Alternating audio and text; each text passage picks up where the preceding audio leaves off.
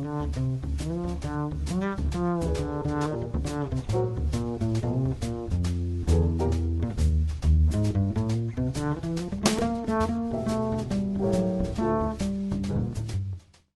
here's the big ta-da moment. It's all quilted.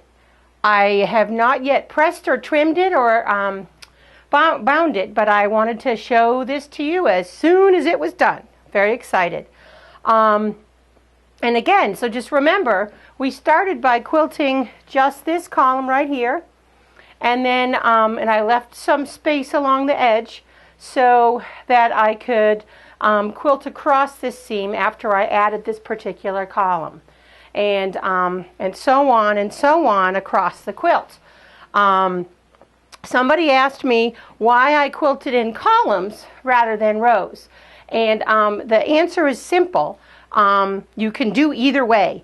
I chose to do it in columns because this was a 4x5 quilt. If I quilted one column and added another to it, I would only have to do the adding 3 times, and that to me is the hardest part. To you know, when you're pinning these guys onto the part that you've just quilted and trying to get everything to align just right, and quilting the and then inserting the batting to butt against the seam of the column before. That is the hard part. So for me, I'd rather do that 3 times than 4 times. But you, of course, you could totally do it, you know, from as a row perspective as well. And just you'd have one more of this, one more set of adding to do, which is just fine. Now I want to show you the back, so give me a minute. All right, here is the back of the quilt. And as you can see, I used a multicolor, different shades of green and blue hand-dyed fabric. And frankly, the columns, to me, I'm going to zoom in on this for you. The columns aren't that obvious. I also haven't put the quilt straight on the board, but now you can see the line, especially the line in the center there. But it is pretty.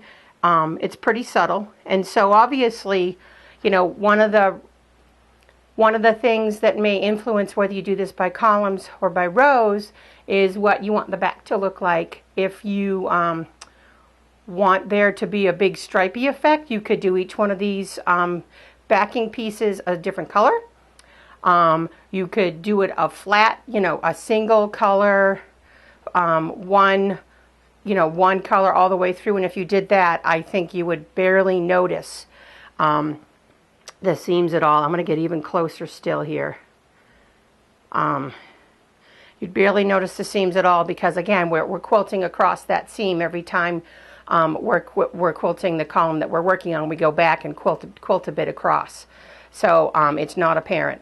And again, the design of the quilt that you're making, you actually may want to emphasize the rows or emphasize the columns, and when you do that, then the quilting you do will be different, and you know, you may want to have a really strong change on the back. You of course can just make a scrappy back as well. That's always fun. So, and you don't even have to quilt by rows or columns at all. I've got another quilt to show you. This next quilt is my Lollipop Flowers quilt, and it also is quilted Quilt As You Go style. And in this one, it's kind of built sort of like a log cabin.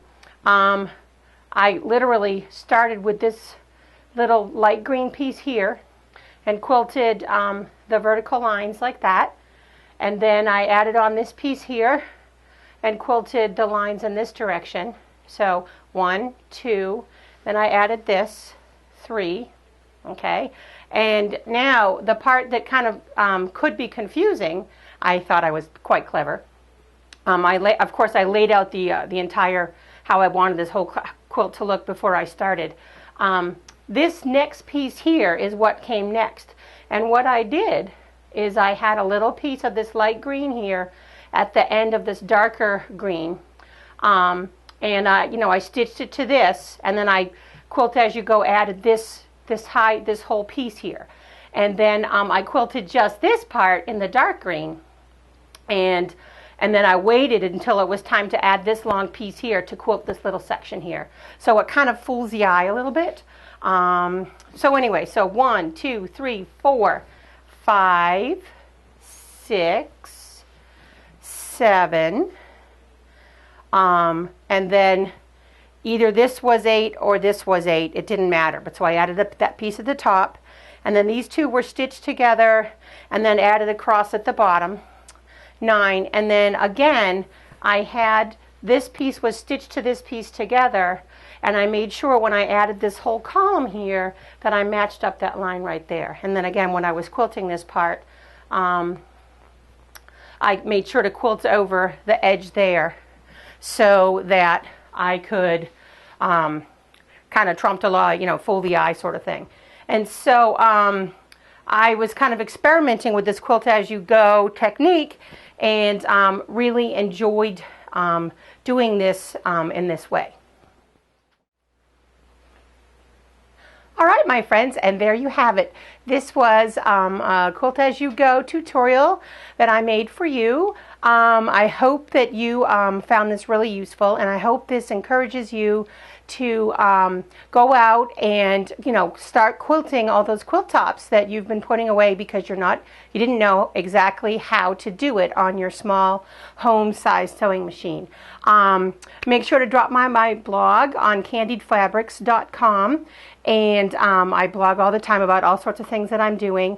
And if you like hand-dyed fabrics like this, feel free to sign up for one of my hand dyeing classes. They're online, and you can access them at any time. Anyways, find all about it at candiedfabrics.com.